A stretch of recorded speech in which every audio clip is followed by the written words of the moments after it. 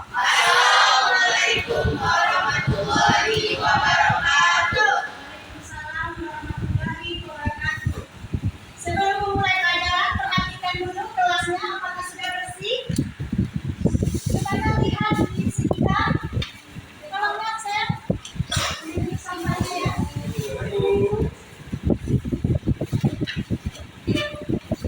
Baiklah.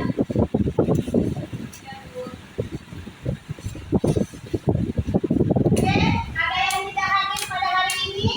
Masih mau dingin? Dingin ya? Ya. Alhamdulillah, berarti kita masih diberi kesehatan sehingga kita masih bisa belajar sejarah pada hari ini. Baiklah, dalam pertemuan sebelumnya kita telah membahas masuknya Jepang ke Indonesia.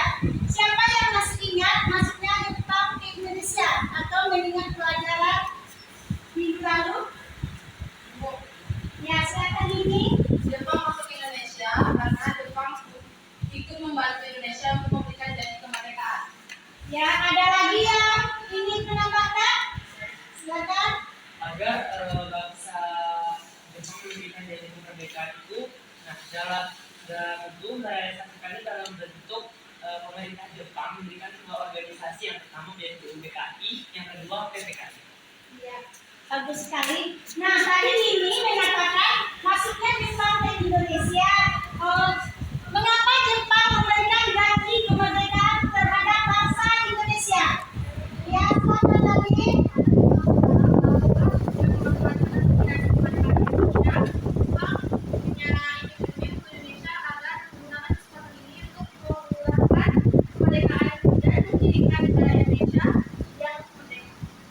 Terus, jadi tujuan Jepang ini memberikan janji tadi seperti yang dikatakan Nabi, yaitu ini tentang supaya bangsa Indonesia membantu Jepang dalam perang Asia Timur Raya. Itulah Jepang dengan alasan memberi janji kemerdekaan terhadap bangsa Indonesia.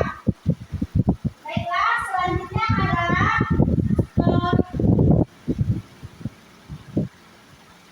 CP bisa dilihat sendiri dengan semua. Baiklah, selanjutnya kita masuk kepada tujuan pembelajaran kita. Tujuan pembelajaran kita hari ini adalah melalui diskusi kelompok peserta didik dapat menganalisis latar belakang dan dampak kekalahan Jepang dalam perang Asia Timur Raya. Yang kedua, melalui video peserta didik dapat menganalisis peristiwa Rengas Dengklok dengan tepat. Dalam pelajaran ini, Ibu melakukan penilaian. Penilaian pertama yaitu penilaian pengetahuan. Penilaian pengetahuan ini nanti Ibu ambil dari post-test. Yang kedua adalah penilaian keterampilan. Penilaian keterampilan ini nanti Ibu akan melihat bagaimana kalian aktif dalam berdiskusi. Yang kedua, Ibu akan menilai bagaimana cara kalian menyampaikan pendapat. Kemudian bahasa yang jelas. Kemudian keterampilan ini Ibu ambil nanti pada saat kalian presentasi. Bisa dipahami semua? Baik. Nah, ini masalah yang kita ambil melihat dari model pembelajaran tadi kan, problem masalah ya kan? Nah, di sini ada skenario masalah. Skenario masalah ini yaitu penculikan Soekarno-Hatta oleh para pemuda.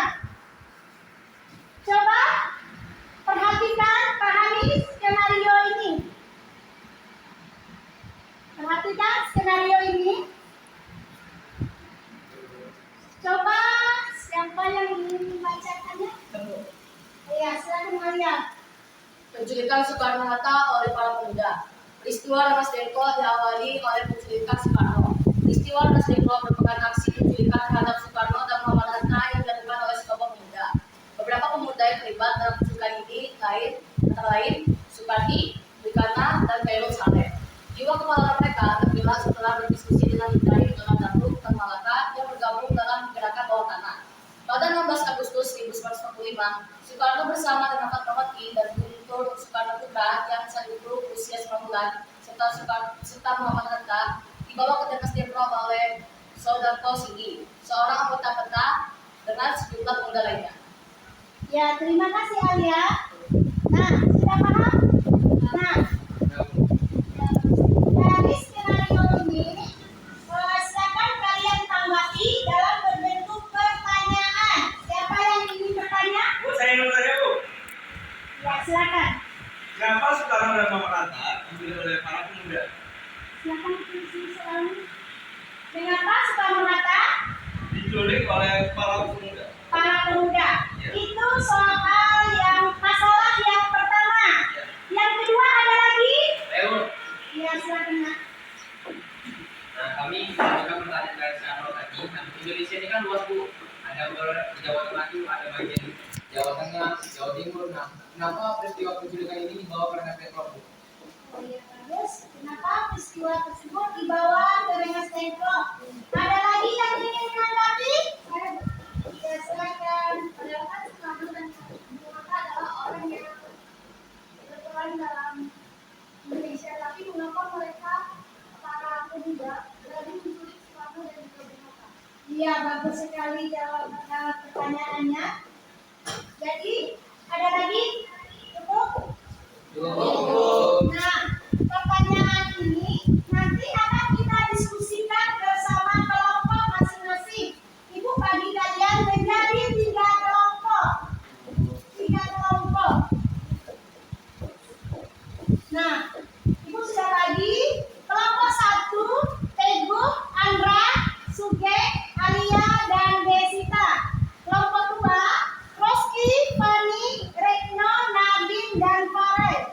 Kelompok ketiga, Lani, Geri, Arnold, Dini, dan Reza. Silakan duduk berdasarkan kelompok masing-masing.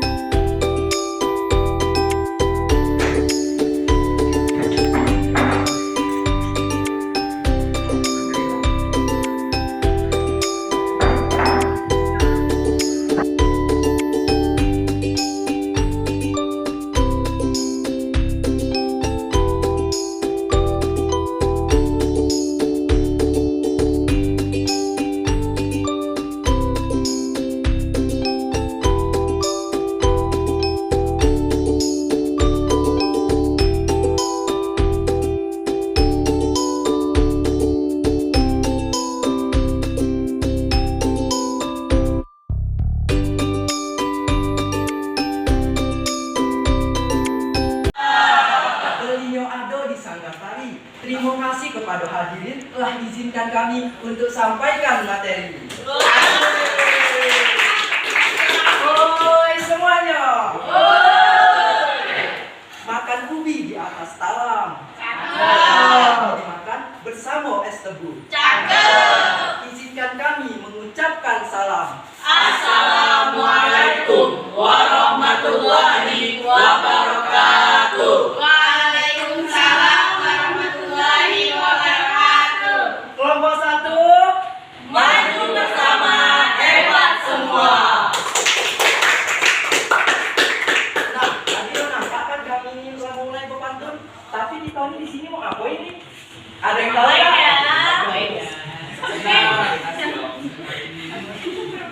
Kita di sini nih nak jelasin tentang proklamasi. Teman-teman ini tahu nggak? Ya, masa nggak tahu sih? Nah ini nih materinya sudah kita mulai pelajarin dari SD sampai sekarang SMA pun masih akan kita pelajarin. Tapi sebelum kita lanjut, kenalin diri dulu dong.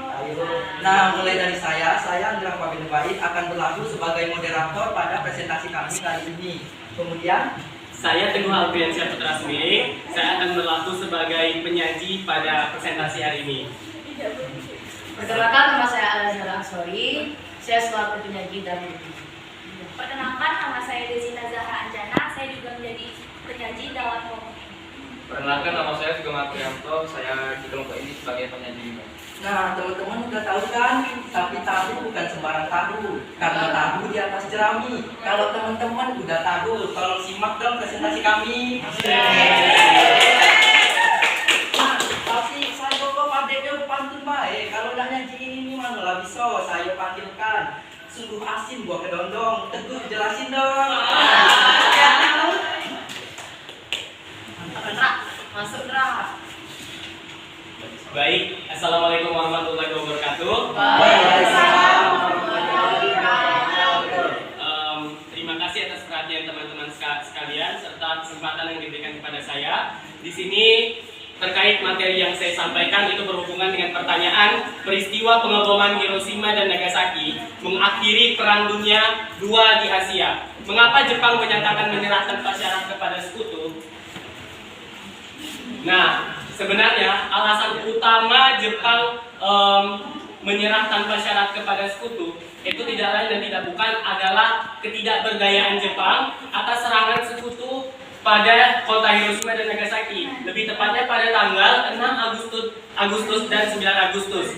Nah, namun menurut beberapa pandangan ahli, salah satunya adalah Tsuyoshi Hosegawa, itu tidak semata-mata Jepang menyerah kepada sekutu itu atas satu alasan tersebut, melainkan ada alasan lain di balik itu semua yang berhubungan dengan Perang Dunia II di Asia ini. Nah, kalau kita simak dari sejarahnya, itu maksud saya perang Asia Timur Raya itu berhubungan dengan Jepang kemudian mengebom menyerah maksud saya pelabuhan Pearl Harbor. Nah, kemudian Uni Soviet maksud saya Amerika itu melakukan ancaman ataupun ultimatum kepada Jepang ini agar supaya dia menyerah dan menghentikan penyerangannya. Nah, namun Jepang itu tidak maksud saya tidak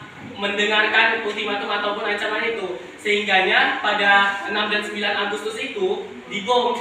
Nah, maksud alasan lainnya itu sebenarnya Uni Soviet itu memiliki peran yang lebih besar daripada bom di Hiroshima dan Nagasaki.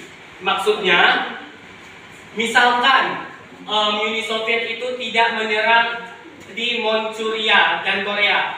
Nah, itu sama sekali Jepang masih bisa melakukan serangan balik ke Amerika. Ini menurut pandangan dari ahli Tsuyoshi Hasegawa. Ini menurut literatur kami. Nah, namun berdasarkan analisis kami, dengan semua pertimbangan itu, Hiroshima maksud saya Kaisar Hirohito itu menyerah tanpa syarat kepada sekutu itu karena serangan bom atom di Hiroshima dan Nagasaki. Mungkin terkait materi yang saya sampaikan, bila ada salah kata dan penyampaian yang tidak baik, saya ucapkan maaf dan saya kembalikan moderator. Sama seperti penjelasan tadi, Jepang ini tidak mengalami kekalahan cepat, tetapi memiliki kemungkinan juga kalah. Nah, dalam hal ini tentu menang kalah itu sesuai fakta sejarah tidak diketahui, karena sesuai dengan sejarah itu yang kita ketahui Jepang ini kalah. Nah, kemungkinan itu bukan suatu kepastian. Jadi dalam hal ini saya tidak memberikan suatu jawaban pasti, tapi kemungkinan besar jikalau Hiroshima dan Nagasaki tidak dibom, Perang Dunia II itu akan lebih panjang. Nah, mungkin dari jawaban saya itu tidak ada satupun terkait jawaban dari pertanyaan Roski tadi. Atas penyampaian saya, terima kasih. Wassalamualaikum warahmatullahi wabarakatuh. Waalaikumsalam warahmatullahi wabarakatuh. Baiklah, kembali kepada moderator. Apakah teman-teman semua ada yang ingin menambahkan pertanyaan? Cukup. Nah, baiklah, terima kasih kepada teman-teman semua. Saya tutup tanpa pantun. Kami akhiri. Wabillahi taufiq wal hidayah. Wassalamualaikum warahmatullahi wabarakatuh.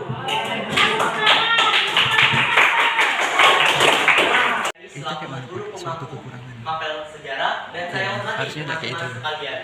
Nah, Lebih sedikit banyak. dari kan kelompok 1 memberikan pantun. Nah, dari kelompok 2 juga akan salah untuk memberikan pantun. Nah, di sini saya akan berpantun. Teman-teman jangan lupa bilang cakep ya. Oke. Ambil kayu untuk membuat meja. Kayu disatukan dengan paku. Presentasi dibuka. Kami ucapkan salam terlebih dahulu. Assalamualaikum warahmatullahi wabarakatuh. itu pembukaan sudah dibuka oleh saya moderator. Nah, sebelum itu kami akan memperkenalkan diri karena tak kenal maka tak sayang. Baiklah, perkenalkan nama saya selaku moderator Pak Rossi dan samping saya. Perkenalkan nama saya Retno Astika Putri, saya selaku penyaji. Sana ada juga sebagai penyaji. Saya Fatima Marisnawa sebagai penyaji. Saya Rizky Magal sebagai penyaji. Oke, itulah perkenalan dari kelompok kami. Kami langsung saja masuk ke materinya. Oke, materi yang pertama itu menyerahnya Jepang kepada Sekutu.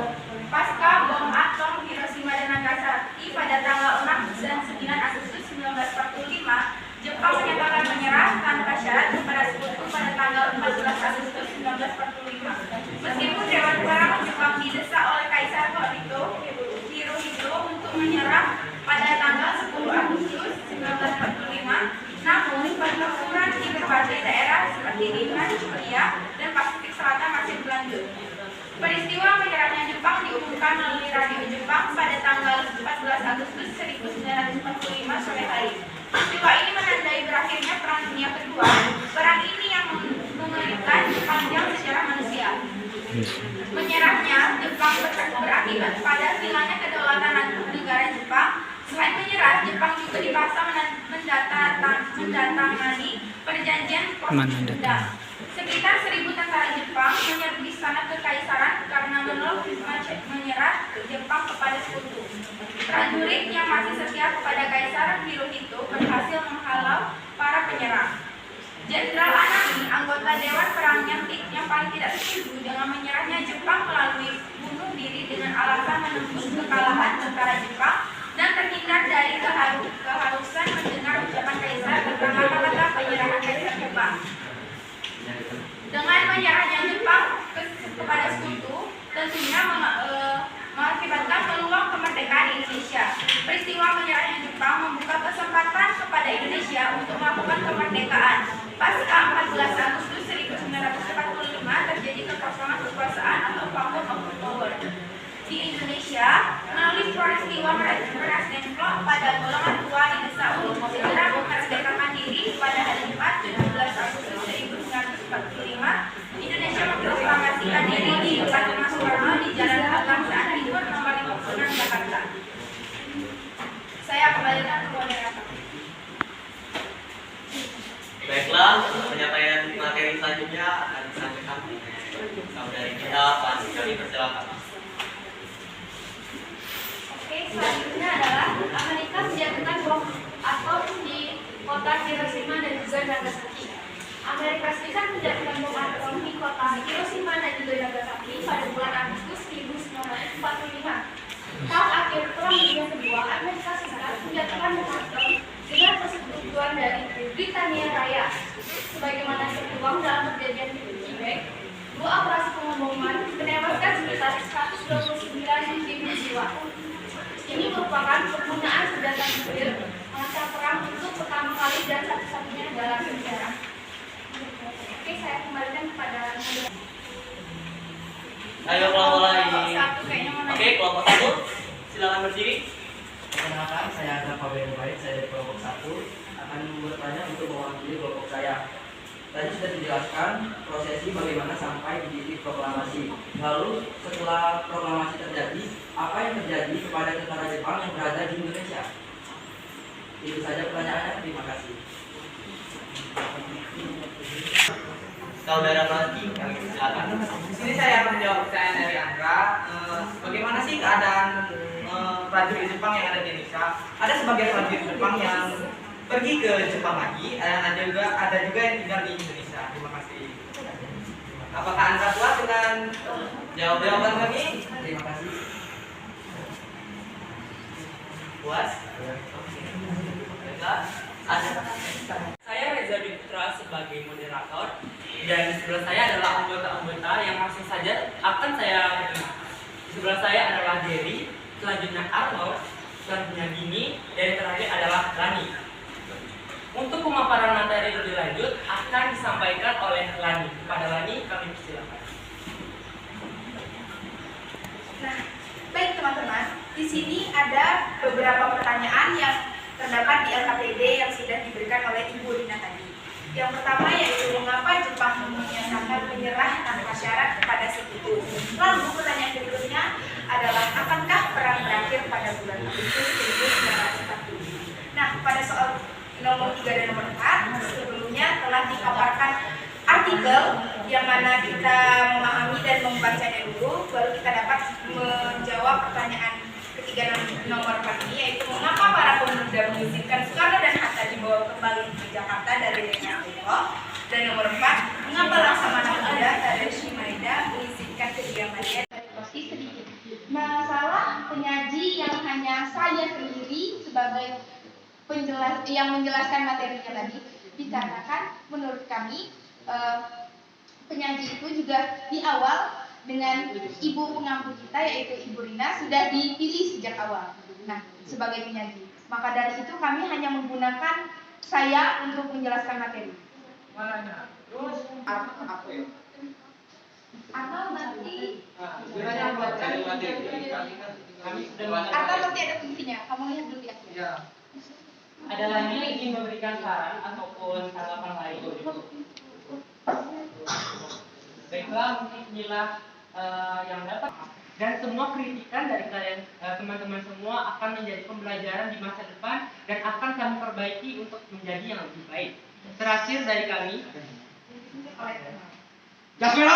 Jangan sekali-kali melupakan sejarah. terima kasih. Wassalamualaikum. Jadi kalau membangunnya supaya lebih baik ke depannya. Tapi biar itu semuanya luar biasa. Kasih semangat terus. Nah, seperti yang dikatakan ini tadi, di LKPD kita tadi, mengapa Jepang menyerah tanpa syarat kepada sekutu? Itu karena di bomnya Angkatan Armada Laut, di bomnya 2 kota besar di Jepang itu Hiroshima dan Nagasaki. Jawabannya yang sangat luar biasa. Kasih semangat dulu. Nah, kalau kita kaitkan pelajaran diskusi yang kita bahas tadi, coba dikaitkan dengan, masih ingat tak skenario masalah tadi? Ada 3 orang bertanya. Pertanyaannya, kenapa Soekarno dan Muhammad Hatta diculik oleh pemuda? Dari yang kalian bahas tadi, siapa yang sudah paham atau bisa menjelaskan kenapa sih Soekarno Hatta ini diculik oleh para pemuda? Bu, saya Bu. Ya, silakan. Nah, dari alasan itu, Bu, alasan para pemuda menculik 2 tokoh tersebut tidak terpengaruh oleh Jepang. Iya, bagus. Karena agar tidak terpengaruh oleh Jepang, maka dibawalah penculikan tersebut dibawa ke Rengas Dengklok. Kenapa tidak di tempat yang lain? Kenapa tidak di Palembang? Dibawa ke Rengas Dengklok. Kenapa tidak Selincah? Anda. Iya, silakan Nisita.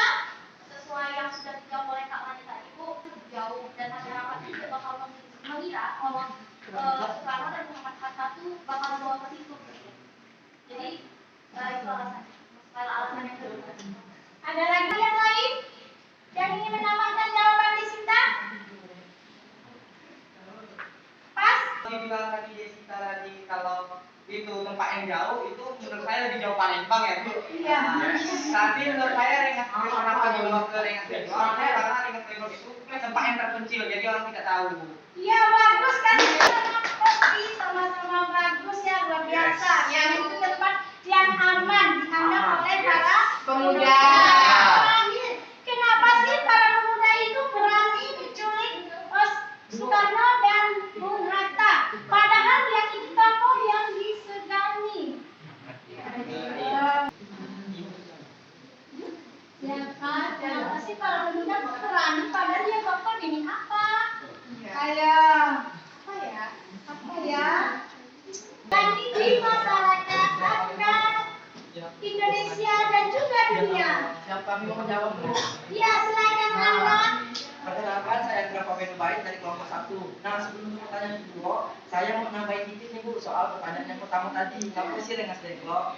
Nah, mungkin selain alasan-alasan yang telah disebutkan tadi, mungkin alasan tambahannya adalah aksesibilitas. Rengas Dengklok itu dikenal sebagai daerah pedesaan yang jauh dari pusat kota seperti sebelumnya. Kemudian alasan yang lain adalah pengaruh. Rengas Dengklok adalah tempat tinggal keluarga Sanusi, seorang tokoh nasionalis Indonesia yang memiliki hubungan dekat dengan Soekarno dan Hatta. Pilihan ini mungkin juga didasarkan pada pertimbangan pengaruh dari keluarga tersebut, karena tentara Jepang berharap dapat mempengaruhi Soekarno dan Hatta melalui hubungan mereka dengan keluarga Sanusi. Kemudian pertanyaan kedua adalah, mengapa sih para pemuda tadi itu berani menculik Soekarno dan Hatta? Nah, ada beberapa faktor yang mungkin mempengaruhi keberanian mereka dalam melaksanakan penculikan ini. Yang pertama itu adalah semangat nasionalisme. Para pemuda saat itu memiliki semangat nasionalisme yang tinggi dan tekad untuk mencapai kemerdekaan. Mereka melihat Soekarno dan Hatta sebagai pemimpin nasional yang dapat mewakili aspirasi dan tujuan perjuangan mereka. Kemudian alasan yang kedua itu karena kecewa terhadap Jepang. Meskipun Jepang mendirikan organisasi militer lain, banyak pemuda yang merasa kecewa dengan perlakuan Jepang terhadap Indonesia. Dan mereka merasa bahwa Jepang tidak memenuhi janji mereka untuk memberikan kemerdekaan. Nah, makanya Bu, mereka tuh menculik Soekarno dan Hatta karena dianggap sebagai tindakan protes terhadap Jepang dan upaya untuk mengambil alih kendali atas perjuangan kemerdekaan. Yang terakhir itu karena keberanian dan idealisme. Nah, ini anak mudanya Bu memang. Para pemuda pada saat itu memiliki semangat perjuangan yang tinggi dan siap mengambil resiko untuk mencapai kemerdekaan. Karena itulah mereka percaya bahwa penculikan Soekarno dan Hatta dapat mempercepat proses kemerdekaan dan mengaspirasi rakyat Indonesia untuk bangkit melawan penjajah.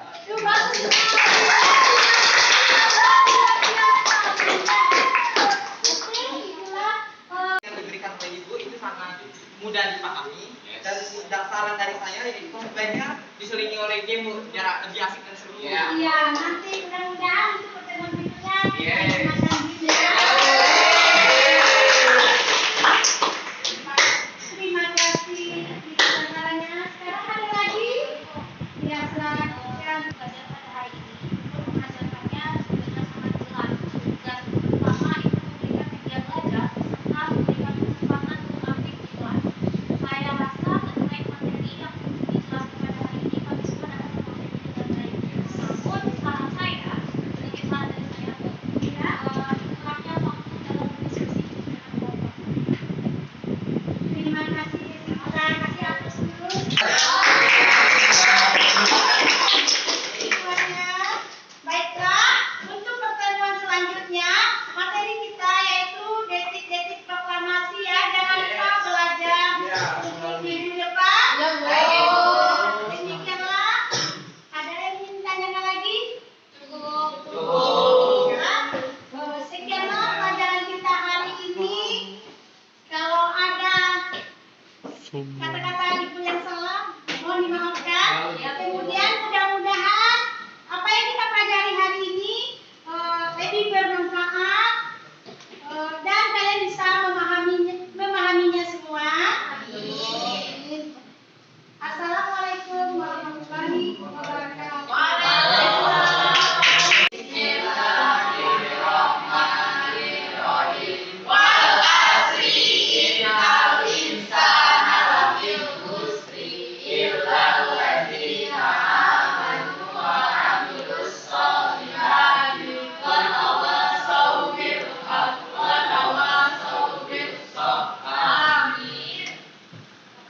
Beri salam.